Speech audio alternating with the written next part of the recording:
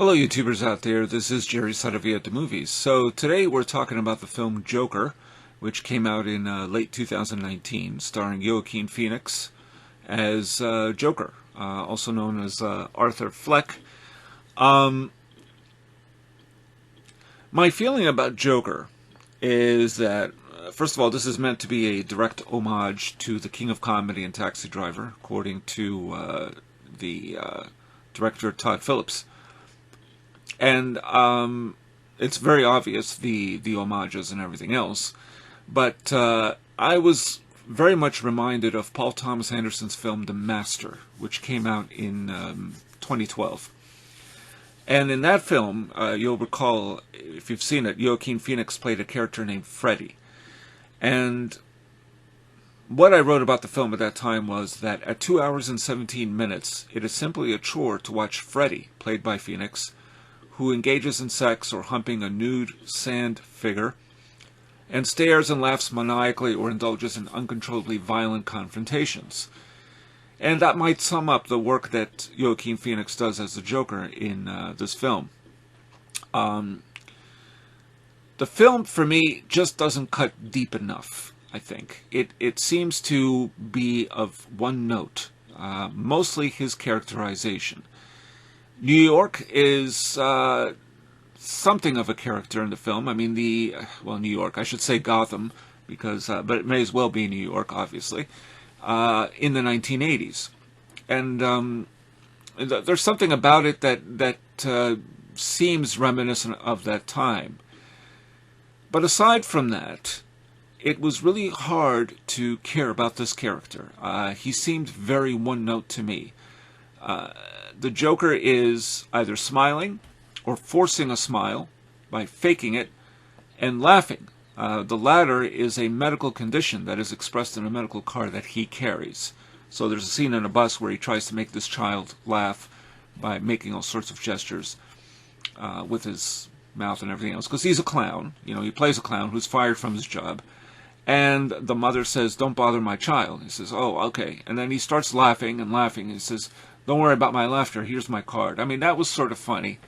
But the difference is, you know, when I think back to Heath Ledger in The Dark Knight, which came out in 2008, there was something different. It was Joker as a tortured clown who could defeat Batman, yet never felt more out of place in Gotham than Batman.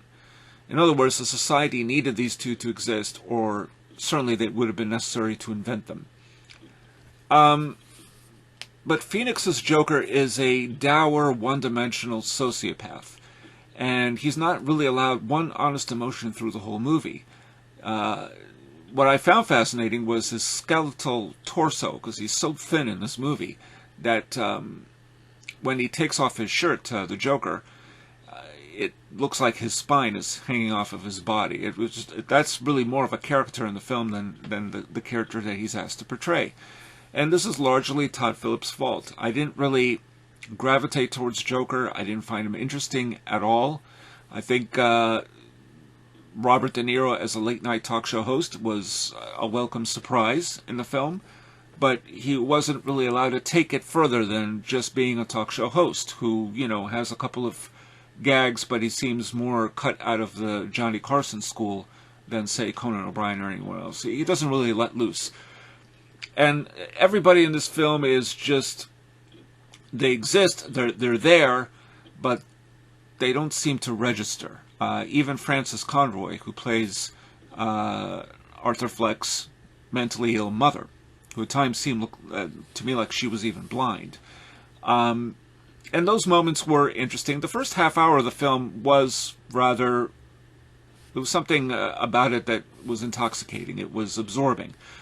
But then after that, it just feels like the film goes nowhere after he's fired from his job as a clown. And we're supposed to feel sorry for him because, you know, at one point he's, as a clown, he's, you know, twirling around this sign for a local business. And a gang of youths come over, take his sign, and then he comes after them. They break the sign on his head, and they start kicking him. And then at another point of the film, there are some Wall Street types in the subway who say, "What's so funny? What's so funny?" He says, "Oh, nothing, nothing." You know, he's dressed as a clown. They start to do something. They start to beat him up as well, and he takes out his gun and shoots them. This is in the first 35 minutes of the film. And then there's a couple of other, murders in the film that the Joker commits, and they just seem to, there's no build-up to them. They just sort of exist. They happen, but I didn't feel the build-up. I felt that the violence was, certainly graphic, but it was as distancing as any superhero movie, even though, of course, this is not a superhero movie. Bottom line is this. If this film had not been called The Joker, and it had been about some other sociopath, it probably would not have had an audience. And that's what's interesting about it. But I think they would have explored further other aspects of the character. Some have said that this is very much a character out of the incel community.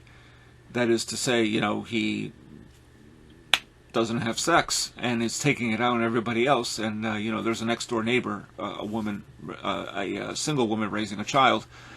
And then, you start to think, is something being imagined or is it real? The film doesn't distinguish enough between that. I wish it did more of that. It reminded me of American Psycho with Christian Bale, which was a far better film. I mean, I'm not making, that's apples and oranges to some degree, but it's the idea of a sociopath was far more interesting in that picture because Christian Bale just brought it out. It was thanks to the writing. He seems to detest a lot of people, but he has a wit about him, and the voiceover is almost like a satire, of 1980s, yuppies.